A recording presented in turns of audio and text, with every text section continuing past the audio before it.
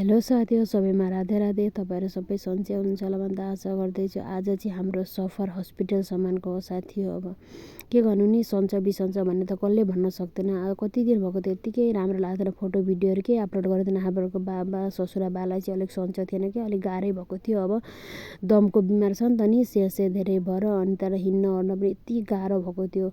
उठ्न बस्न सक्नुहुन्थेन, हिँड्न ओर्न यति गाह्रो भइरहेको थियो कि।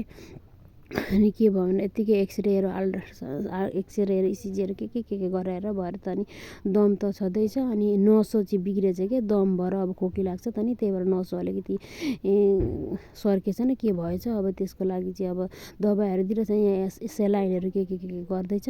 अहिले चाहिँ अब हामीले त घर ल्याइसक्यौँ नि। अहिले चाहिँ अलिकति आराम भयो। अब यहाँ दाजु म गएर थियौँ, भाइ पनि आउनुभएको थियो। भाइ त अलिक कामले घरतिर फर्किनु भयो। दाजु र म चाहिँ रुँगेर बसिरहेको छौँ। अब हस्पिटलमा अब आइसकेपछि होइन साथीहरू, कस्तो कस्तो पेसेन्ट देखिन्छ, के देखिन्छ, कस्तो नराम्रो लागिरहेको छ, नर्कमै आए जस्तो लाग्छ। के गर्नु नि, अब त्यस्तै हो हस्पिटलमा। अब होइन भन्नु त यसरी पर्खेर बसिरहेको छौँ। अब त धेरै बेर त राख्नु, अहिले त आराम भइरहेछ बाबालाई। त्यही पनि अब नि कति राम्रो लागेको थिएन, बुढाबुढी भइसकेपछि कति बुढाबुढी घरमा कति सन्च बिसन्च हुन्छ नि, राम्रो पनि लाग्दैन। बुढाबुढी भएपछि अनेक थोक रोगले चेप्छ। अब के गर्नु नि, यो हेर्नु कति राम्रो लागिरहेछ क्रिसमस